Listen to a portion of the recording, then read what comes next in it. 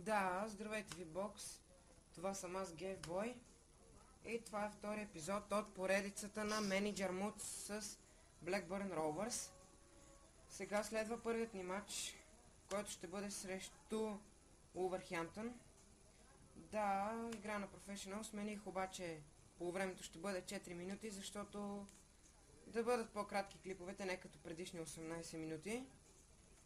Да, тук Гудуили стреля. Да, и това е началото на матча. Ето го първия съдийски сигнал. Надявам се да се получи хубав матч, да победиме. Но това ще стане трудно, защото все пак Улвърхемптън не са случайен отбор. Играят във Висшата лига. Сега шанс за Йелович. Спасяване на Уейн Хенеси. Роджер Джонсън към Джейми Охара. Силван Банкс Блейк не можа да играе с топката. Кристофър Самба. Скот Дан. Надявам се да се получи една хубава централна двойка от тези двама играчи. То те и в реалността са в Блекбърн, но на фифта се надявам да се получи така. Сега Дейвид Гудуили. Топката му е отнета чисто. Банкс Блейк. Стивън Флечър. Един много добър нападател. Матю Джарвис. Отново към Флечър. Това е Джейми Охара. Стивън Флечър. Кристофър Самба му отнема. Дани Симпсън. Здравко Кузманович владее топката за Blackburn Rovers. Това е Здравко Кузманович. Тук исках да стрелям, но не се получи. Хубав пас за Хойлет. Връща се Хойлет. Пас Йелович, но това е засада, за съжаление. Да, днес въобще ще бъде интересен ден от футбола, защото има мачове от Шампионската лига. Играят Байер Леверкузен и Барселона. Също така и там Лион и Олимпик Никозия, или как беха, Апоел Никозия. Да, Ензунзи към Кузманович. Все още той. Да, не съм много добър, но какво да се прави? Удар на Ензунзи. Това е рикошет и корнер за Blackburn Rovers. Педерсен центрира. Там никой не игра с глава. Шанс за удар на Кузманович, но не се получи отново. Кузманович. Топката отново е изчистена. Сега шанс за постепенна атака на Blackburn Rovers. Дейвид Хойлет към Олсън.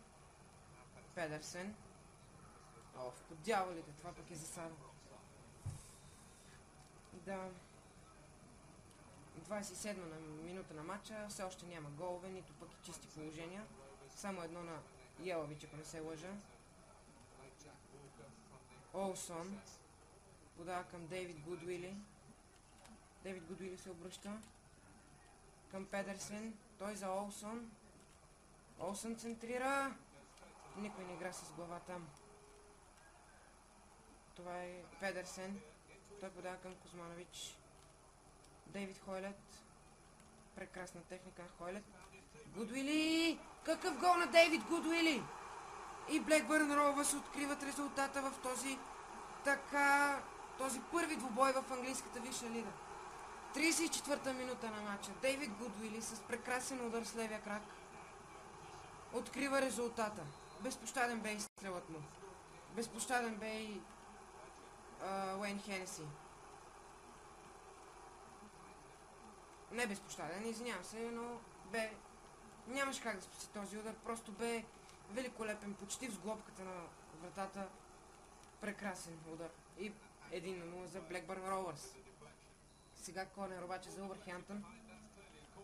Джарви ще центрира. Центриране. Добра игра с глава, но топката е блокирана от Кузманович. Ензунзи. Симпсън към Дейвид Хойлет. Никица Йелович. От този нападател аз лично очаквам много, но за сега пропусна едно положение. Здравко Кузманович, удар на Кузманович! О, това е най-красивият ми гол, който съм вкарвал някога на FIFA 12. Прекрасен удар на Здравко Кузманович. Типично в стил Стивен Джерард. Вау, какво попадение! Това попадение бе абсолютно безпощадно. Какво се случва? 42 минута, 2-0 за Blackburn Rovers. Сега този пас не достигна. Пол Робинсън. Какъв гол само на Здравко Кузманович. Знаех си, че този играч ще направи нещо велико. Ще прави нещо велико. И ако Кристофър Самба някога напусне този отбор на Блекбърн, Кузманович е един от претендентите да бъде капитан на отбора. Сега Джейми Охара. И това е край на първото полувреме. 2-0. Прекрасни голове на Дейвид Гудуили и Здравко Кузманович дават преднината на Blackburn Rovers срещу Увърхемптън на Ewood Парк за първото полувреме. Да, тук ударите те имат един, ние 6. Ялович изпусна едно чисто положение, 62% на 38 е владеенето на топката. Да, ще направим може би една смяна. Мисля да изкарам Педерсен и да пусна Вукчевич. И също така Петрович на местото на Стивън Ензунзи. И да видим какво ще се получи през второто полувреме. Прекрасни гола се получиха в първото полувреме. И да не успеем да победим, защото все пак 2-0 е резултат, в който лесно може да бъде променен. Знаем, че английската висша лига на Англия е много непредсказуема. Стават невероятни матчове с невероятни обрати. Така че да се надяваме да победим. Петрович към Кузманович, авторът на невероятното попадение. Дани Симпсън, Кузманович, Петрович, Дейвид Гудуили, Петрович, Вукчевич отново, Гудуили, Здравко Кузманович, Дани Симпсън към Дейвид Хойлет. Овладя топката той. Дани Симпсън игра много пасивно и топката му бе отнета. Сега шанс за атака на Увърхемптън. Това е Джейми Охара. Той бе привлечен от Тотнъм. Първо бе под наем в Увърхемптън. Вкарваше невероятни голове. Невероятен лидер на отбора е, но за сега не е направил нищо. Кой знае какво в този двубой. Хубав пас сега за Дейвид Гудуили. Дейвид Гудуили.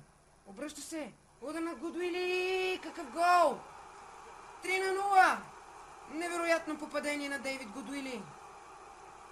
Ето, че и Дейвид Гудуили вкарва вторият си гол в матча.